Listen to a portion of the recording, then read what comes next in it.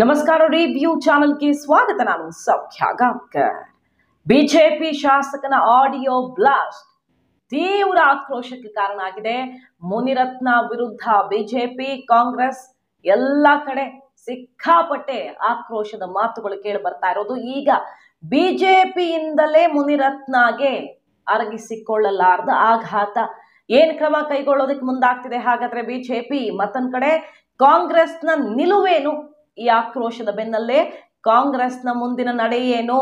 Munirathna audio blast ಬೆನ್ನಲ್ಲೇ shock ಮೇಲೆ shock. ಮಾಹಿತಿ ಮುಂದೆ ಇಡ್ತಾ ಇದೀವಿ. ಮಿಸ್ ಮಾಡಿದ್ರೆ ನಮ್ಮ ಚಾನಲ್ನ ಸಬ್ಸ್ಕ್ರೈಬ್ ಮಾಡಿ, ನಿಮ್ಮ ಅಭಿಪ್ರಾಯ ಕಮೆಂಟ್ ಮಾಡಿ ತಿಳಿಸಿ. ಎಸ್ ವೀಕ್ಷಕರೇ, ನಾಚಿಕೆಗೇಡು ಆಡಿಯೋ ಒಂದು ಬ್ಲಾಸ್ಟ್ ಆಯ್ತು.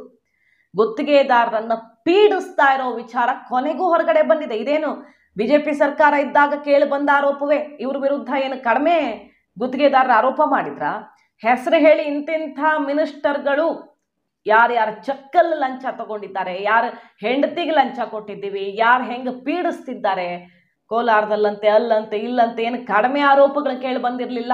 ಕೊನೆಗೆ ಬಿಜೆಪಿ ಸರ್ಕಾರ ಹೋಯ್ತು, ಕಾಂಗ್ರೆಸ್ ಸರ್ಕಾರ ಬಂತು, ಯಾರನ್ನೂ ಬಿಡಲ್ಲ, ಹೆಡೆಮುರಿ ಕಟ್ತೀವಿ ಅಂತ ತನಿಖೆಗೆ ಆದೇಶ ಮಾಡಿ 1.5 ವರ್ಷದಿಂದ ಕಾಂಗ್ರೆಸ್ ಸರ್ಕಾರ ಸುಮ್ಮನೆ ಉಳ್ಕೊಂಡಿದೆ. ಈಗ ಮೂಡಾ ಕೇಸು, ವಾಲ್ಮೀಕಿ ಕೇಸು ಬಂದ ಮೇಲೆ ಮತ್ತೆ ಎತ್ಕೊಂಡಿದ್ದಾರೆ. ಗೊತ್ತು ರಾಜಕೀಯವಾಗಿ ಯಾವ ರೀತಿ ಲೆಕ್ಕಾಚಾರಗಳು ನಡೀತವೆ, ಪಕ್ಷಾತೀತವಾಗಿ ಅಡ್ಜಸ್ಟ್ಮೆಂಟ್ಗಳು ಹೆಂಗಾಗ್ತವೆ ಅಂತ. ಇದ್ರ ಪರಿಣಾಮ ನೋಡಿ, ಈಗ ಸತ್ಯ ಹೊರಗಡೆ ಬರ್ತಾ ಇದೆ. ಕೊನೆಗೂ ಗುತ್ತಿಗೆದಾರರನ್ನ, ಬರೀ ಗುತ್ತಿಗೆದಾರರು ಅಂತಲ್ಲ, ಯಾರ್ಯಾರಿಗಿಂತ ಪರಿಸ್ಥಿತಿಯಲ್ಲಿದ್ದಾರೋ ಇವರು ಸಹಾಯ ಕೇಳ್ಕೊಂಡು ಹೋದವ್ರ ಕಥೆ ಏನು, ಶಾಸಕರು ಯಾರ್ಯಾರು ಬಣ್ಣ ಏನೇನು ಅನ್ನೋದು ಒಂದೊಂದು ಸಲ ಬಯಲಾಗುತ್ತೆ. ಅದೇ ರೀತಿಯಲ್ಲಿ ಈಗ ಮುನಿರತ್ನ ಬಣ್ಣ ಬಯಲಾಯ್ತಾ, ಅವರದ್ದು ಎನ್ನಲಾದಂಥ ಆಡಿಯೋ ಒಂದು ಬ್ಲಾಸ್ಟ್ ಆಗಿ ಈಗ ಮುನಿರತ್ನ ಎಲ್ಲೋ ಅಜ್ಞಾತ ಸ್ಥಳದಲ್ಲಿದ್ದುಕೊಂಡು ಲಾಯರ್ ಮೊರೆ ಹೋಗಿದ್ದಾರಂತೆ ಬಚಾವಾಗೋದಿಕ್ಕೆ. ಆದರೆ ಎನಿ ಟೈಮ್ ಅರೆಸ್ಟ್ ಆಗೋ ಚಾನ್ಸ್ ಇದೆ. 2 FIR ಬೇರೆ ಬಿದ್ದಿದೆ.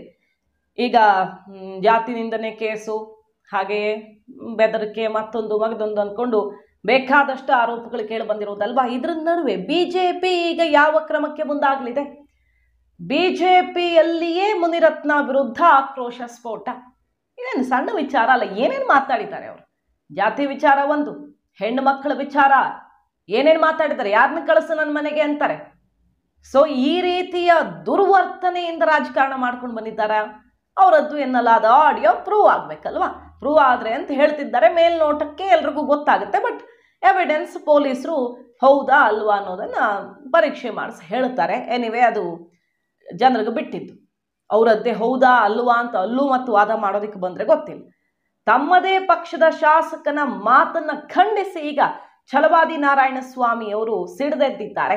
ಬಿಜೆಪಿ ನಾಯಕರು ಬಹಳಷ್ಟು ಜನ ಮುನಿರತ್ನ ವಿರುದ್ಧ ಆಕ್ರೋಶ ವ್ಯಕ್ತಪಡಿಸಿದ್ದಾರೆ. ಮೊದಲೇ ವಲಸಿಗರು ಮೂಲ ಅನ್ನೋ ಫೈಟ್ ಇತ್ತಲ್ಲ, ಈ ವಲಸೆ ಬಂದ ಒಂದು ಬಣದ ವಿರುದ್ಧ ತೀವ್ರ ಆಕ್ರೋಶ ಇತ್ತು, ಜಟಾಪಟಿಗಳು ಆಗಾಗ ನಡೀತಾ ಇತ್ತು. ಈಗ ಇದೊಂದು ಸಿಕ್ಕಿಬಿಟ್ಟಿದೆ, ಒಳ್ಳೆ ಚಾನ್ಸು. ಆಕ್ರೋಶ ವ್ಯಕ್ತವಾಗಿದೆ. ಛಲವಾದಿ ನಾರಾಯಣಸ್ವಾಮಿ ಅವರು ಕಠಿಣ ಕ್ರಮ ಫಿಕ್ಸ್ ಅಂತ ಹೇಳ್ತಿದ್ದಾರೆ. ಮುಂದೆ ಏನ್ ಮಾಡ್ತಾರೆ ಹಾಗಾದ್ರೆ ನೋಡಿ. ಅವ್ರು ಹೇಳ್ತಿರೋದು, ಪರಿಷತ್ ಪ್ರತಿಪಕ್ಷ ನಾಯಕ ಛಲವಾದಿ ನಾರಾಯಣಸ್ವಾಮಿ ಅವರು ಹೇಳ್ತಿರೋದು, ಈಗಾಗಲೇ ಹಿರಿಯರ ಗಮನಕ್ಕೆ ತಂದಿದ್ದೀವಿ, ಕ್ರಮ ಕೈಗೊಳ್ಳಿ ಅಂತ ಇಲ್ಲಿಂದ ರಿಪೋರ್ಟ್ ಹೋಗಿದೆ.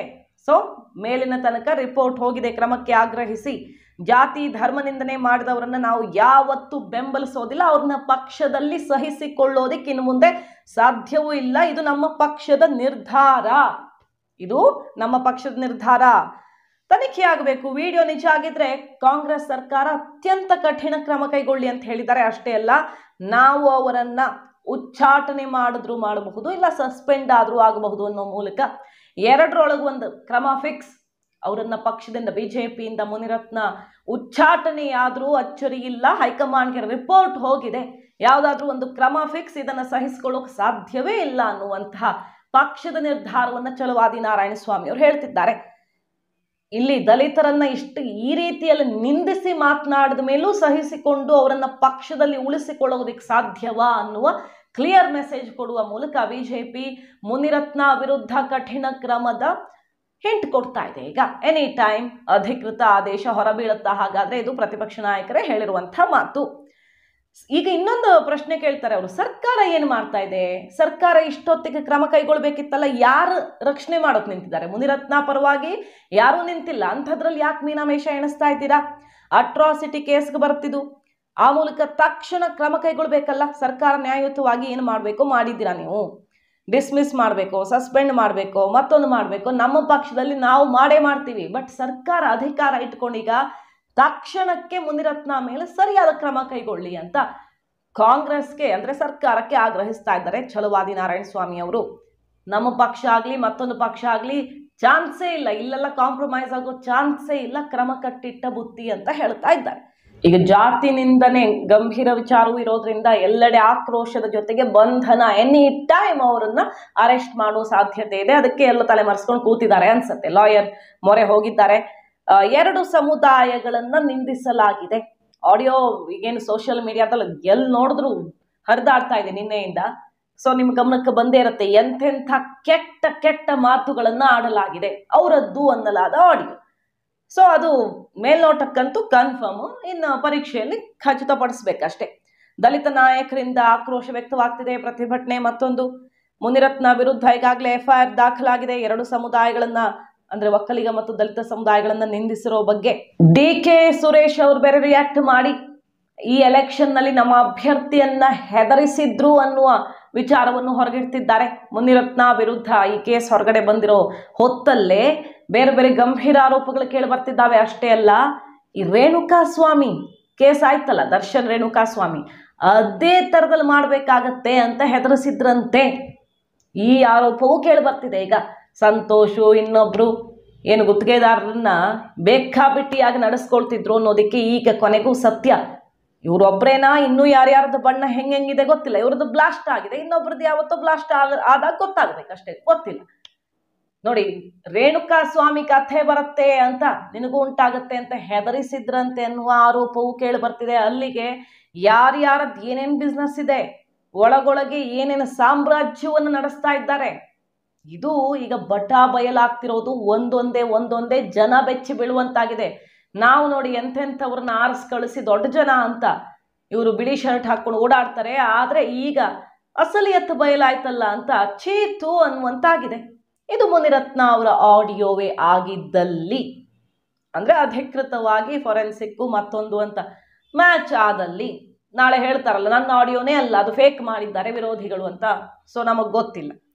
ಮೇಲ್ನೋಟಕ್ಕೆ ಅವರ ಆಡಿಯೋ ಎನ್ನಲಾಗಿದ್ದು, ಅವರ ಆಡಿಯೋವೇ ಆಗಿದ್ದಲ್ಲಿ ಮುನಿರತ್ನಗೆ ಕಟ್ಟಿಟ್ಟ ಬುತ್ತಿ, ಸಂಕಷ್ಟ.